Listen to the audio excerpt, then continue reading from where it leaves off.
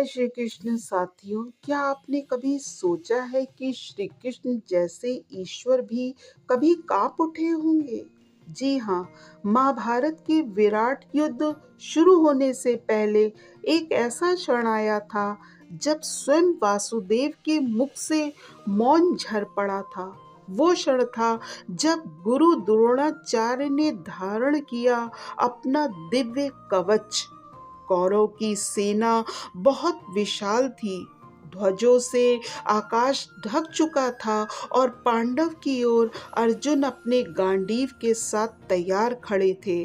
परंतु उस दिन रणभूमि में एक विचित्र शांति थी, एक ऐसी शांति जो तूफान आने से पहले की होती है। गुरु द्रोणाचार्य धर्म, नीति और युद्ध कौशल के सर्वोच्च प्रतीक थे, जिन्होंने स्वयं अर्जुन को धनुर्विद्या का ज्ञान दिया था। पर आज वही अर्जुन उनके सम्मुख खड़ा था। कृष्ण का मन मौन था। उन्होंने अर्जुन की ओर देखा और बोले, आज तुम्हारा युद्ध केवल शस्त्रों से नहीं, संस्कारों से होगा। द्रोणाचार्य अपने रथ पर चढ़ते हैं, सूर्य की किरणें उनके कवच पर पड़ती हैं और तभी गुरु द्रोणाचार्य ने अपने कर कमलों से दिव्य कवच धारण किया। वो कवच जो देवराज इंद्र ने स्वयं उन्हें दिया था, जिसे न कोई अस्त्र भेद सकता था, न कोई मंत्र। वो कवच सूर्य की भांति चमक रहा था। कृष्ण की दृष्टि जब उस कवच पर पड़ी और क्षण भर के लिए उनके नेत्र गंभीर हो उठे। उन्होंने धीरे से कहा, ये केवल कवच नहीं, ये तो धर्म की दीवार है। अर्जुन ने पूछा, माधव आप मौन क्यों हैं? कृष्ण बोले, क्योंकि आज तुम्हारा शत्रु कोई साधारण योद्धा नहीं है, वो स्वयं धर्म के रक्षक का रूप है। कृष्ण जानते थे द्रोणाचार्य को कोई पराजित नहीं कर सकता जब तक उनका कवच उनके तन पर है। वो कवच न केवल शस्त्रों से रक्षा करता था, बल्कि हर अधर्म से भी।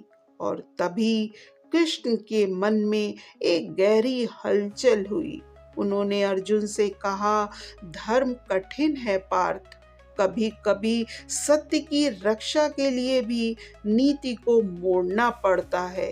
अर्जुन मौन रहे, पर उनकी आंखों में प्रश्न थे। क्या धर्म का मार्ग छल से भी जीता जाता है?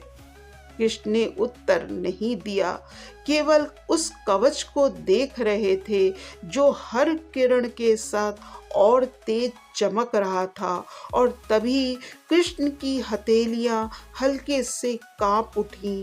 वो कांपना भय का नहीं था, बल्कि आदर का था, क्योंकि कृष्ण जानते थे जो व्यक्ति सच्चे ज्ञान से कवच बनाता है, उसे कोई अस्त्र नहीं भेद सकता। द्रोणाचार्य अपने रथ पर खड़े हैं। सूर्य की आभा उस कवच के चारों ओर पड़ रही है।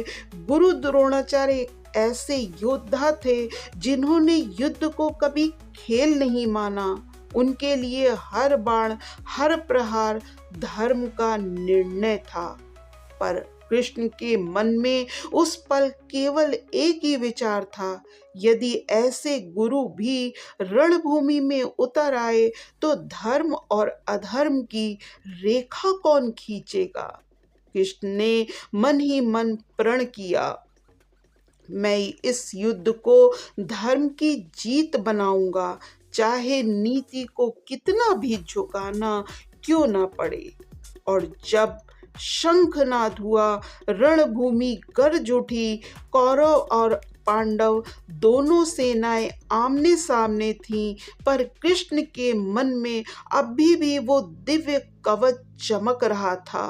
अर्जुन धनुष उठाते हैं, कृष्ण रथ संभालते हैं। कृष्ण ने धीरे से कहा, पार्थ याद रखना, धर्म वही है जो अंत में मनुष्य को ईश्वर के निकट ले जाए। अर्जुन ने सिर झुका लिया। कृष्ण ने रथ चलाया और द्रोणाचार्य का कवच सूर्य की भांति दमकता रहा। कहते हैं उस दिन कृष्ण ने जाना सत्य और धर्म के बीच की दूरी कभी कभी केवल एक कवच जितनी होती है। और जब उन्होंने वो दिव्य कवच देखा था तो स्वयं वासुदेव भी क्षण भर के लिए कांप उठे थे, क्योंकि धर्म कभी आसान नहीं होता, पर वही अंतिम विजय भी है। जय श्री कृष्ण।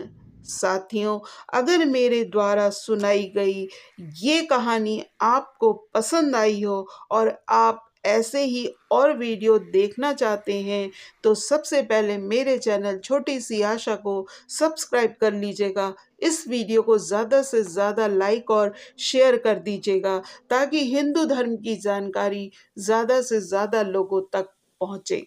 इसके लिए आप सभी का बहुत बहुत आभार।